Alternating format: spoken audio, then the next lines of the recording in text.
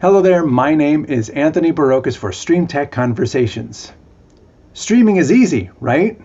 Well, streaming may be easy, but running a business is hard. In today's conversations, I'll be talking with Luisa Mendoza, who is a freelance camera operator and keeps herself busy doing a lot of different things for a lot of different people. It's the business aspect of it that you have to master. Let's talk to her now. So thank you, Luisa, for being on today's show. I appreciate you making the time for me. And I am excited to talk to you because I see you post about all these different things that all these different filming gigs that you're doing. And tell us first, you're a solopreneur. So yes. You do everything. And I think a lot of people envision I'm going to have camera gear and I'm just going to be filming this and filming that and filming everything else. But then I also see these funny little memes about the pie chart. How much time is spent doing different tasks as a photographer? How would you say your time is spent as a solopreneur? Well, I have to, you can get caught up in just shooting and going nonstop like that. But I have to make sure that I do carve out time because marketing myself, because no one's going to know who I am if I don't market myself, I have to block out days for that or times for that, even if it's 30 minutes in the morning to post what I did last week. It could be, but yeah, so I would say I spend 75% of my time out in the field shooting, doing my things. I would say maybe 65%. And then another 10%, this pre-production, working with your clients ahead of time. That may fluctuate from time to time depending on the project. But I always have to save at least 10 or 15%, because you're going to get your return back on that money. So you got to set your time aside to make sure you are marketing yourself, keeping yourself organized, and just keeping up with, and also doing research, research on new technology, research on better ways to serve your clients or help them out. And, because I've got to be the idea guy. They have their project, but I got to help them do it the best way possible for them. And that's my job too. So you got the research but if you do not carve out time to market yourself, no one will know who you are. And so you could be the best at what you do, but if you don't have a presence somewhere, and a lot of people are like, I hate Facebook. Sorry, these days I'm getting 50% of my jobs off Facebook. Yeah, I'm in groups. I found all the groups. I'm active in groups. There's a group for everybody. If you need an editor, I need editors in Dallas. I need editors in Texas. I need, I'm a camera person. There's actually a group that I need a cameraman. And it's that's where I'm in those groups. I'm in everything. Production 911. So I took the time to find all those groups, and I'm active in all those groups. And so you have to have a presence. I feel you still have to have a website. You have to have a place to showcase your work. Some place to send somebody. I can send links out to all my clients, but it's nice and it looks better if you go, hey, here's my website, check it out, and I can send you additional footage if you need it. Kind of makes you look more established. And these days, building a website is so easy. I never thought I'd be one to be able to design my own website, but yeah, I did it in 10 minutes. It really is, and it's really the one way. And people find you. I get calls. I don't know how they're finding me. And that's great. Honestly, I had my website up. I had been staff at a production company in town, and I went freelance in 2013. I had my first website up and running, had projects there. In 2015, I get a call from out of the blue from NFL Films looking for women to be on their camera department. They were actively seeking diversity. I did not... I about dropped the phone, like the college kids getting drafted for the NFL. I freaked out. That was my dream job, right? They called me because they found my website. They're like, we're looking for women all over the country. Boom. And then the nice thing for them today. Having that established website creates a legitimacy. Even though a website can be thrown up in a matter of an hour, it creates a legitimacy, especially if you have content to fill it with, I guess I should say. True. If you have a bunch of clips that you can put on there, whereas, there are days, me being on the receiving end of company marketing, if I get a company saying, oh, we've got this great stuff, and I go to the website and it has all these stock photographs. Right. I'm like, show me what you have, not don't just what you downloaded off of Getty. Right. And I don't, I don't edit professionally, but I am proficient enough to edit my own demo reel. And so you have to keep that in mind. And I have several different kinds of demo reels on my website. I have just my regular demo reel where it's all clips and pieces of everything that I've done and action stuff and field stuff. But then I specifically went through and gathered all my headshots that I've ever interviews that I've ever shot. And it's called corporate headshots. That's what people want to see.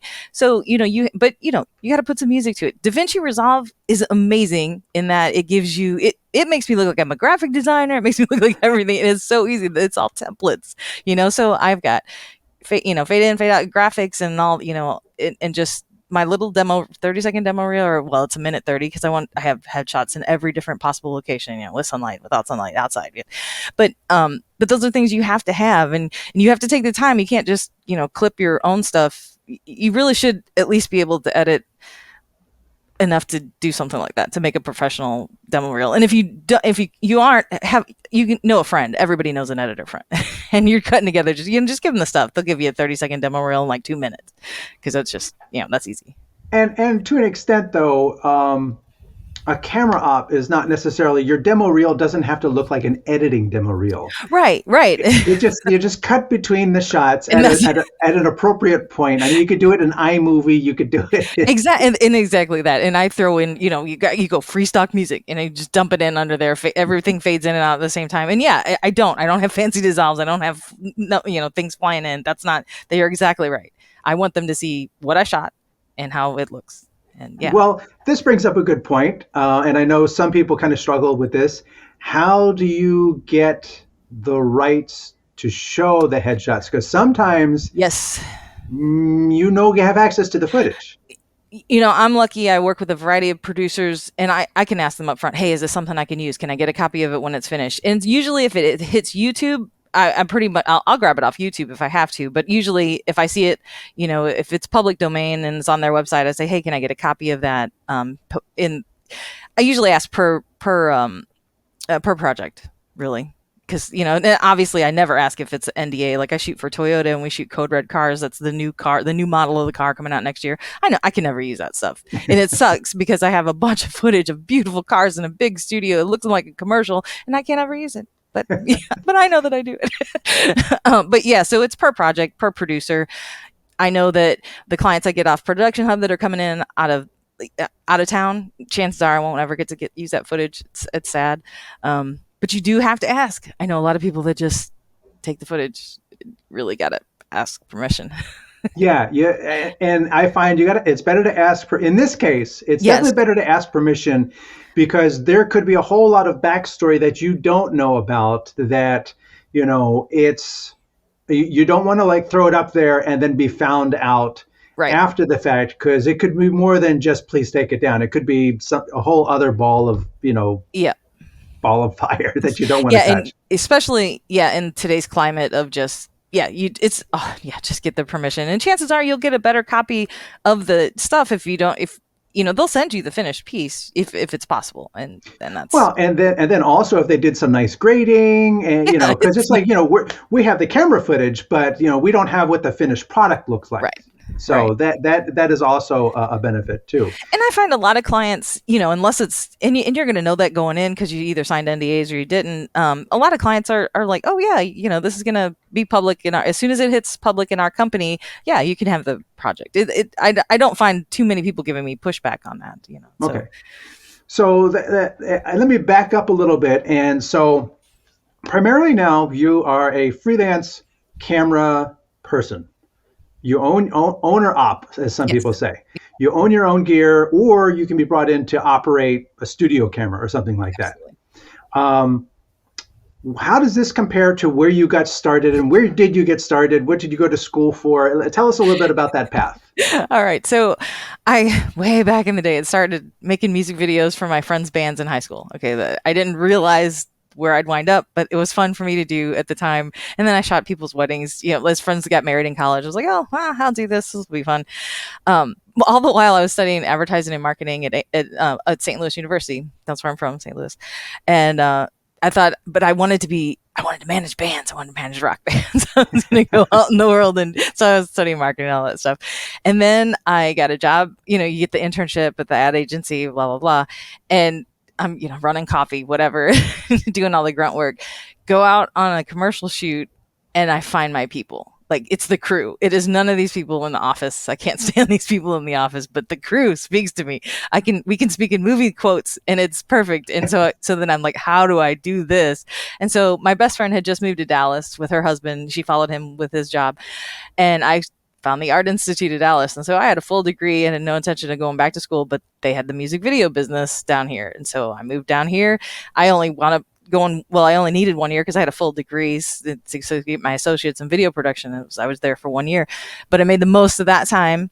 And I came right out of there and got a job at AMS Pictures here in Dallas. And I spent 17 years at AMS Pictures, but I took the job as a studio camera operator and teleprompter operator. But I learned everything from the ground up. And it was the best place I've ever could have landed because I did everything. I did audio, I did studio.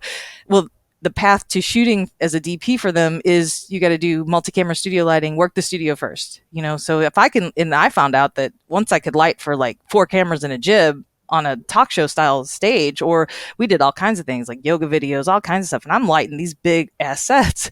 And, so when it's time to take a single camera out in the field and do that, I was like, well, this is easy. There's no other angle. Where's the 7 other cameras? So it was really nice. And I really loved the studio aspect. I still do miss it, being a grid monkey and all that stuff.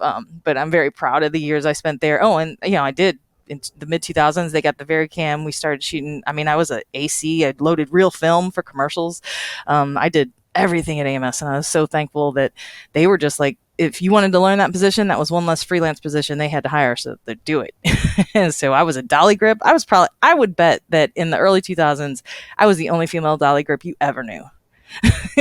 And I was lucky that no one ever looked at me like, oh, you're a woman, you can't do that. They're just like, oh, here's, hey, she works just as hard as I do, and she knows her crap, so let's go. And it would be, in my pod at AMS, I was very safe. You'd bring in outside crews, and they'd all be like, who brought the girl? Shh, do you know there's a girl over there? And they're like, yeah, and she'll outlift you, so let's go.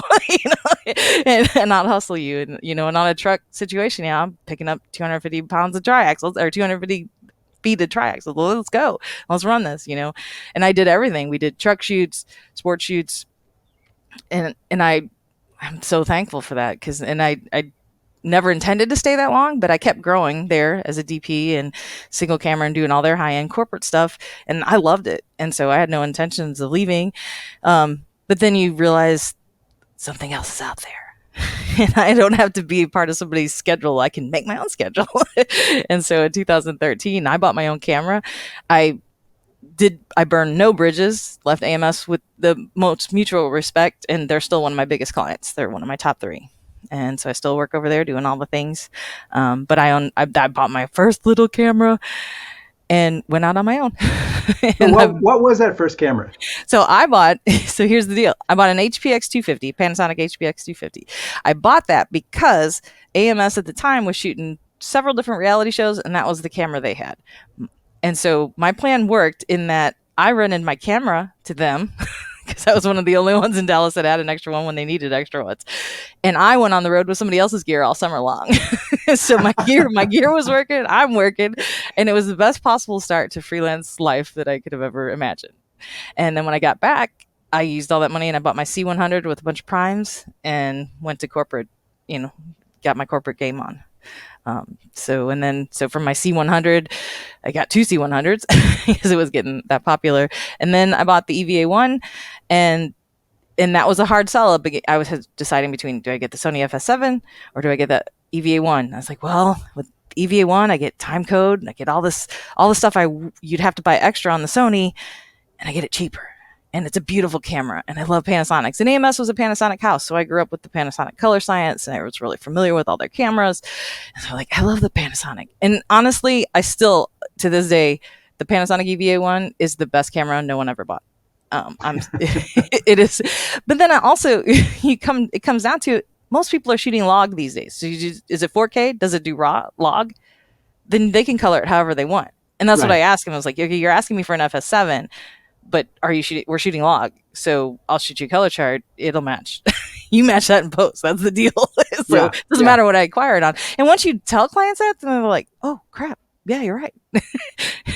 so so that Panasonic, I still have it, still use it as a second camera if I'm shooting log to my FX9.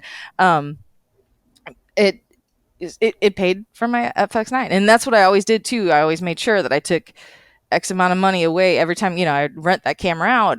Or, it's on my, I rent me and my gear. And so I'd take it apart and I put it, it's like, what's my next camera fund? What's my next camera fund? So I always had a little bit down payment or whatever, and cushion, and off we go. So it really sounds like you've got like the process down in terms of being a business and understanding that part of what you take in has to be for the next thing, whatever the next thing is. You may not even know, and like you said before, doing that research. Like, ooh, this just came out, and oh, I heard about this. Let me. Even if I'm not going to get it, I need to know about it. Right, because I have to be able to run it. If a client asks for it, I need to Right. know why or why not that would fit their project. So it is, because everybody's going to have the buzzwords, whether it's like, oh, let's do the new VR, Unreal Engine, all that stuff. It's like, great, but what are you doing? What is your final outcome? Do you need to spend that much money, or can we achieve it in a different way, a little bit cheaper, more cost-effective way? Right. But I have to know that. I have to be able to guide my clients there. So it's it sounds like you're when people call you to be a camera op, it's more of a conversation, and it's more of not just like just show up with your camera. It's you really delve into what are you looking to do, how are you looking to do it, how can I work with you to make that. That's my approach. There are other approach. I mean, some people just approach it. Well, got a gig, gonna show up, and that's probably your only gig you're going to get with those people. I look at it as a relationship. I want to, if it's a new client, I want it to be the first of many times we work together. So I need to bring that value added. What can I bring? But that's kind of my. I think it's because I grew up in AMS being a full service line. That's the way you think. So I want to be able to hook them up with the right audio person. I want to be able to hook them up with the right editor and or if I do a lot of one person shooting, I'm all in one, but I want to I'm looking to make a long-term relationship. Sure, there's a lot of things you're going to hit it and forget it and go on to the next. But if I can, I want to build that relationship. I want to be that knowledge base that they come to and trust. Because I have several very, very good clients that, hey, I'm bidding this project. Let's talk about it. And we talk about the 5 different ways we could do it so they can bid it. And I enjoy that. I enjoy being a part of that stuff. I don't want to be a producer because I want to stay with my gear. I don't want to deal with clients, but I sure want to help. It sounds like you deal with other people like a producer, though. It's not just you don't relegate yourself to just I'm only camera, Correct. and I show up and I push the button and I give you the footage. It sounds like you really do take more of a higher level role with people collaborating. Right, I do, and that's, I guess, my unique niche in how I approach things. I always talk about it as like, I'm not out making movies. I'm not out, getting on TV. I'm not going to win an Emmy. I go, but to every corporate client that calls me, whether they're Willie's Widgets down the street or Chuck's Cheetos over here, that's the money they're spending on that project. That is their Emmy award winning project for the year. And I try to look at it as this, they're spending all their money and they're choosing to do that with me. So how do I make this a fantastic project for them? And it is their everything. It is their television debut. It is their whatever it is. It's their Oscar movie. It's it's their Oppenheimer. To be fair, I mean, we don't think about it that way. But if you don't put the client in that kind of perspective, I don't know. I feel that they deserve that. All clients do. Like I said, whether it's Willie's Widgets or Toyota, they. I think that's a great way to look at it because, like you says, if you show that you care, because we're all people, yeah, there's the gear, there's the footage and everything else, but, we're dealing with people. And when you bring someone in who then shows empathy and that they care about your project, that really probably endears you to them and they want to work with you again. Like you said, building that relationship. Yeah. And I don't know. I guess in my mind, I don't know how to look at it any other way. I can't just show up and like, oh, well, you didn't think of set dressings, you didn't think of anything. That's what I tell. I gave this speech at County College. Well, not a speech, but I went up and did a guest teaching class, and we were talking about, you can't. You have to be a MacGyver, and then I was told that I'm using a phrase that's too old for the kids. I was like, oh no, I've got that far. So I was like, because you do, when it's just you and the producer, you have to be the set dresser. You have to care about audio. If you're next to a busy, you've got to speak up. You've got to protect that client. You can't let that project fail once you're on site. And if you don't look at it that way, you won't work very long. Right, right. Now, I want to touch a little bit on something that you brought up about being at AMS, being the only woman. I wasn't the only woman. They had Rena there with me for a while, but then she went on to be a producer. But But in the studio, yeah. can you speak a little bit about being a female camera op in a male-dominated business? And, you know, I think, like you said, to other people who are there, I think we're all there just to get the job done. But I think there's also a contingent of people higher up who are hiring who may not have the same mindset. Yes. Again, I wish I would have realized what I was doing when I was doing it, that I was probably one of the first. I didn't realize it, but in the early 2000s, I look back on it now. It's like I had to be one of the first women out on a truck putting on a big box lens at a football stadium. And I wish I would have appreciated that more. But I was like, these are my people. I love this job. I'm out here shooting football. I'm shooting basketball. I'm shooting your corporate event. It was like, I loved the technical aspect of it. I love putting the cameras together. I was like, look at what I could do. I was like, I loved hauling that box lens up everywhere and just, with the guys, everybody's picking up cases. I'm picking up cases. Let's go. I, I missed out because I just wanted to be one of the guys, and I didn't think about saying, I'm a girl here. But I loved it, and I didn't see it. And luckily, the people that I was with at the time didn't see it that way. But as I got out into the freelance world, people are like, "You really do this?" I'm like, "Well, yeah, I've got here's all my credits. Here's here's what I've done." But I do wish I would have cherished the moment, that realizing that I was a unicorn. But luckily, like, there were actually other women. Like, when I first went freelance, I got on a Jeff Watts production truck. You have to start football like for the rest of us, high schools, and that's where I started, on the high school trucks with Jeff Watts Productions. I was looking, there were two other women out there. They were older than me. They were hauling. I was like, man, these people are great.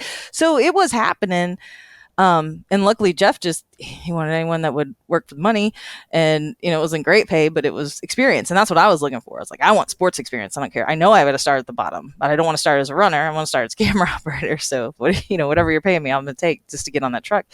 And that worked. And it wasn't until we got to like the ESPN level of things for college football that I realized that, like, oh well, and they'd look at me once, and there's like, you could kind of sell, but as long as I wasn't asking them for help building this camera, they're like, cool, she's got it. And so I won everybody over one crew at a time. But it was kind of fun. But yeah, I think I hear so many horror stories from women on the coast, I guess because of the unions. The good old boys didn't want anybody else coming in, but you would have thought you would have run into that in Texas. But I'll tell you what, I never had somebody that just was outright nasty, ever said, anything. I mean, I'm on the trucks, and I'm giving the truck what they want, right? As we're warming up and like showing all the beautiful women, and they're like, oh yeah, look, camera 5, she's got it. So, you do little tricks to endear yourself to them, and it just show that you want to. I didn't want anybody to ever be different on headsets because a woman was on there, whatever. It's like, I'm a sports person. I'll cuss with the best of them. And also you have to, in sports in general, is a hard business, whether you're a guy or a girl, because the director's going to yell at you. You're in a live event and you're going to get yelled at, and he's going to cuss you out because you missed a shot, and that's just it. But he'll buy you a beer afterwards. But you got to have thick skin. You just got to shoot through it, but I know plenty of guys that can't do that. But I was always just like, nah, whatever. We missed it. It was live. Sorry. Let's move on, because I can't dwell on that. So there is a certain kind of mindset you have to have, and that's male or female, but people don't understand that either. So but I never want anybody to be different.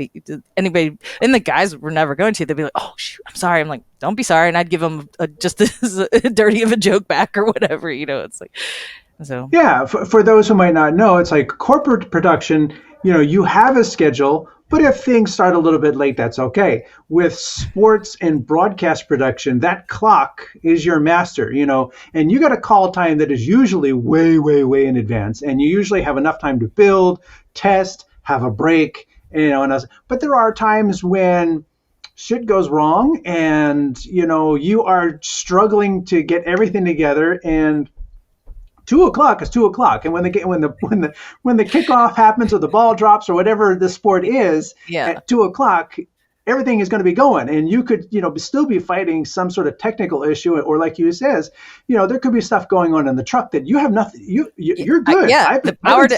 I've been on a big production, and the power, they didn't tie it in right, or it was right after COVID, and we were getting ready to go for live for a stream in a big production, and the power hadn't been on in a long time. The 3-leg drops to power the truck, those just went down like 20 minutes before the broadcast. So they're trying to reset switchers and everything. And it's like, talk about a mess. And all you can do is like, well, I'm here, but you let them do their thing and know to just stay away and let them get it going. But anything can happen. I mean, fiber can go bad. You're rerunning your cable. You got to be ready. And that's what I love. So you got to be ready for anything. And I'm a live producer as well. Multi-camera live switch is what I like to do. So having that live energy is something that I really enjoy as well.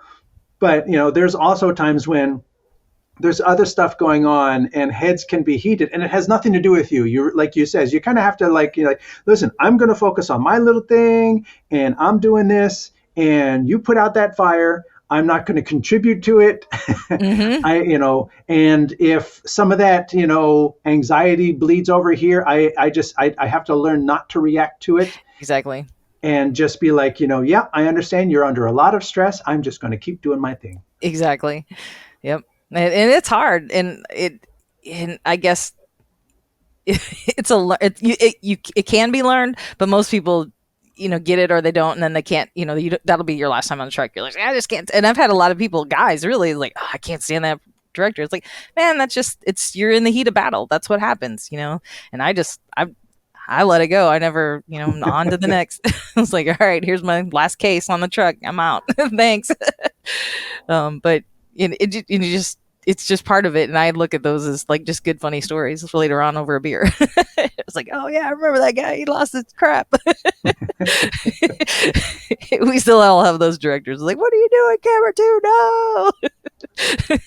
So, now that you are where you are, how does this, is this the wave that you're riding, or do you have your sights set somewhere else? I think this is the wave that I'm riding. I haven't exactly dated myself, but I'm older than your average camera operator, average DP. I have enjoyed teaching a little what the little I do over at Collin County College. I could see that way off in the future, or maybe a staff job, going back to a staff job somewhere. But I'm on a good wave right now. I mean, I do my sports on the weekend with NFL Films. I got corporate all week long. It's kind of the best of both worlds. I don't need the movie life. I don't need the episodic series life. I have plenty of friends that do that, and I enjoy looking at all their Facebook posts and everything, but I don't miss the 16-hour days. I mean, everybody finds their niche. It's like corporate. The CEO's gone at 5:00. I'm sorry, you're not gonna do an overnight unless you're shooting something at a restaurant. It's like, and this well in advance and get paid for, plan for it.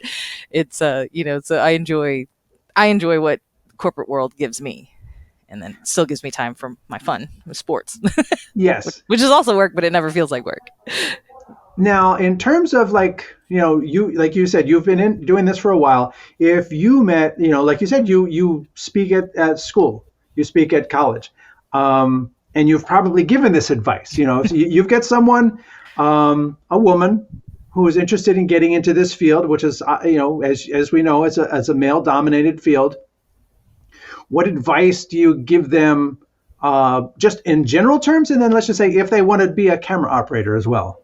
In general terms, it's hard work to be in the field, and you gotta, and I can usually see the passion in their eyes. It's like, it's really, everybody's got to find their niche, but it's hard to but just in general, they'll get there. They're probably already doing it, and they don't even know that. It was like me. It's like I dillied around with making music videos in the past, and if they look back on their life later, they'll see that, oh, I started doing that. But as a woman specifically, it's so sad that I have to say this, but you have to prove first on set almost that you're not a liability, that you're not going to be like, oh, will you help me move this case? And I, or, where it's like, oh, where's the grip? Can they help me? No, you got to know your job and look at how the guys do the job and expect to do the job like the guys do the job. Otherwise, you're just hurting us all as women. Because that's how I always looked at it. I was like, well, if the AC, if the guy I trained under, this is what he did, well, then this is what I'm going to do. I don't want anybody to give me any help or assistance, and I've just got to own this. And that's what I want to do. And I think that's why women spend a little time out in the field. Those of us that really love it stay there because we love the gear and we love hauling stuff around. We love making and creating magic. That is what we do all day. And they'll stay because it's not a job, it's a passion. And some other women move on to producers because they, that's where they find their niche, and that's great. But I always tell them, just keep. It's like, don't let anybody stop you, especially these days. I mean, there's plenty of women now, and I'm happy to see that. I mean, we're still like maybe 5%, 2 or 3%. I don't know what the real numbers are. I should know that. But we're stronger and we're coming out there, and I see a lot more women because they've seen us out there. They're like, we can do that. And that's what I like when I'm standing, even shooting football for NFL Films.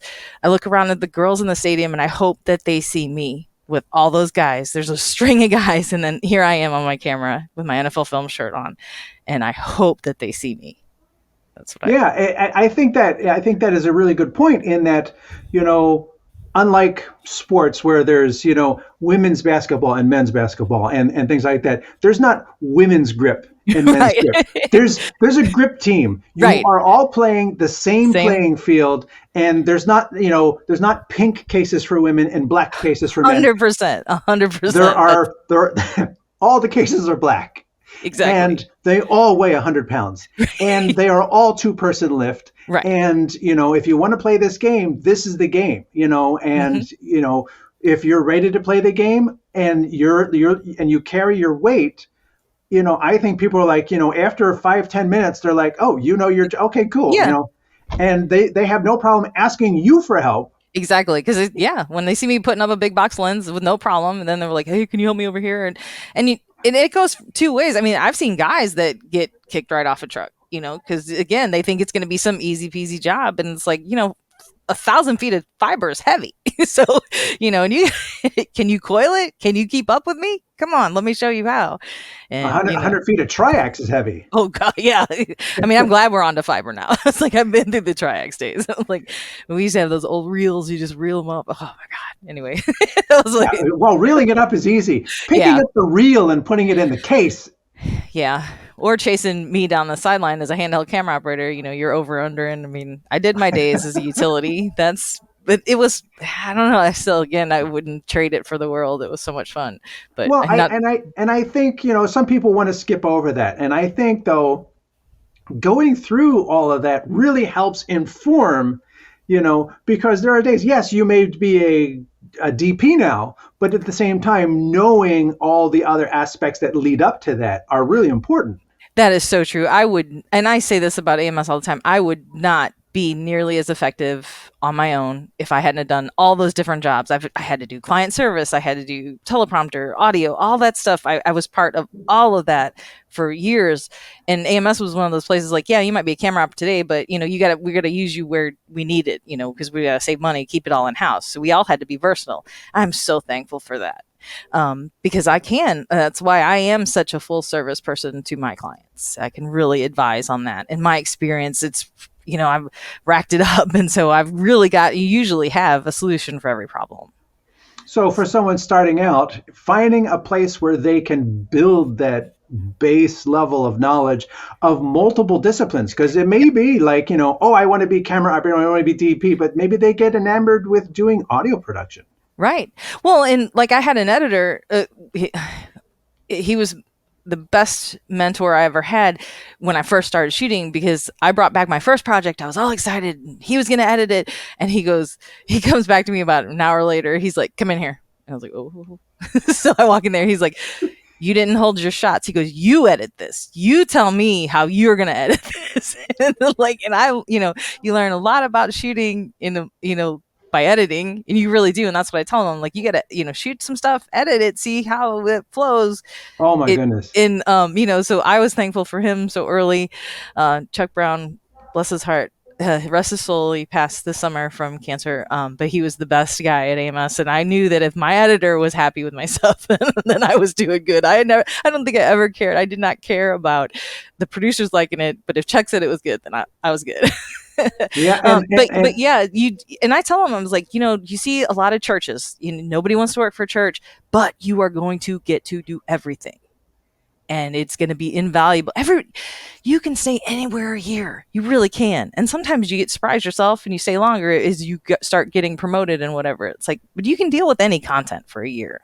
And it's a great place to start because they're going to need everybody doing everything. And so, yeah, I can't stress enough to try to find a place like that will let you do everything from editing. If they'll teach you editing there, you want that. It's kind of your master class. Yeah, you went to school, but to be able to put it to use right away, you got to go to the smaller companies in-house or the smaller, or to the churches, and they're always hiring. And yeah, it's not super great money, but the hours, so I mean, you're going to do projects during the week, don't get me wrong, but you will have the opportunity. You got to look at it as an opportunity to get your master's in what you're doing. Oh, at that, I love that. That you're is really great. You're getting paid to get it.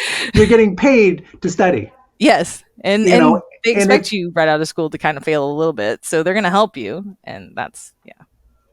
And you mentioned a mentor, and I'll give the same exact story. Out of college, I went to work for in-house video studio for a mall.